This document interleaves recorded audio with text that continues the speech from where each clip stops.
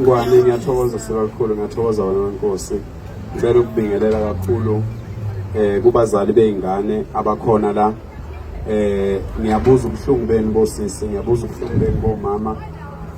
Mina ngizwa ubuhlungu ingane yami igula isekhaya kithi.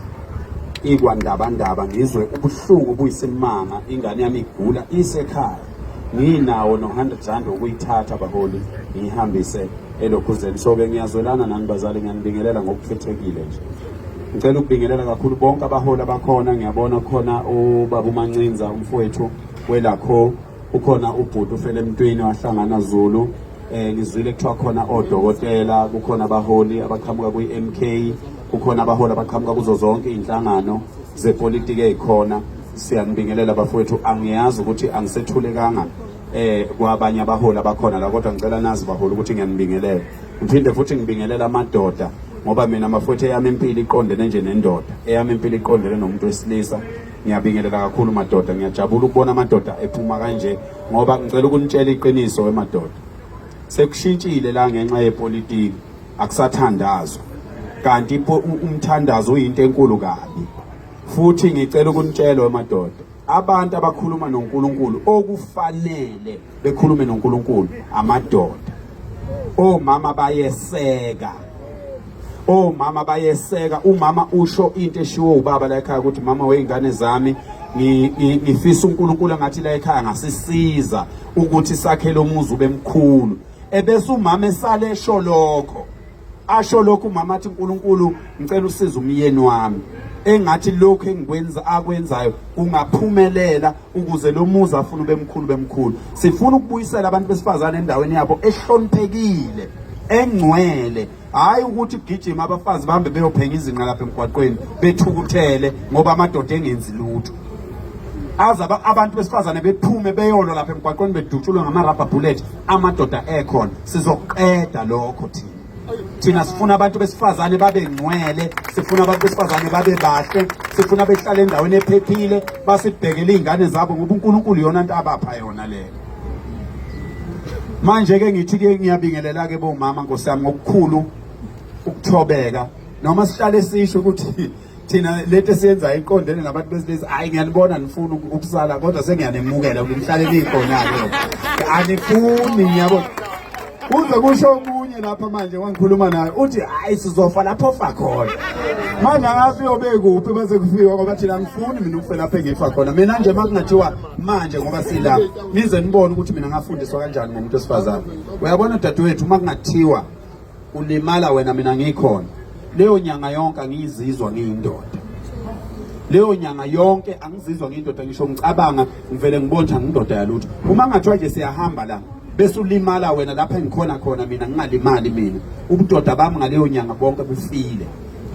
Akufanele kube khona la kubonakala khona into kuze kulimala abantu besifazane amadoda ekhona. Yingakho umama uMangobese wathi esukumela itheku. Ngivele ngisebenza mina eZululand, sengineminyaka ngisebenza eZululand. Ngambona enza imatch, ngabona eyedwa kungabantu besifazane, kungenabo osisi.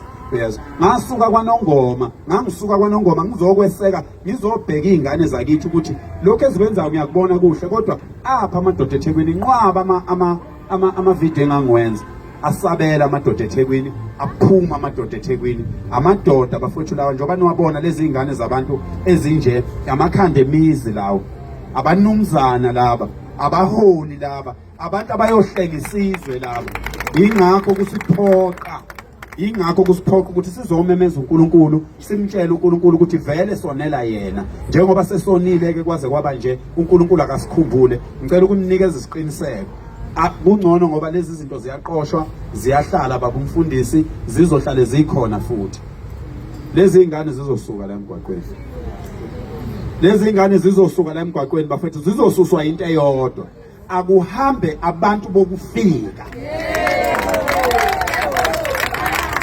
Uyabona nje bafowethu, umuntu ofuna ukubona ukuthi kungani sithi abantu bokufika bahambe, akaphendula amehlo. Ngicela ukwehla ngelapha nabafowethu.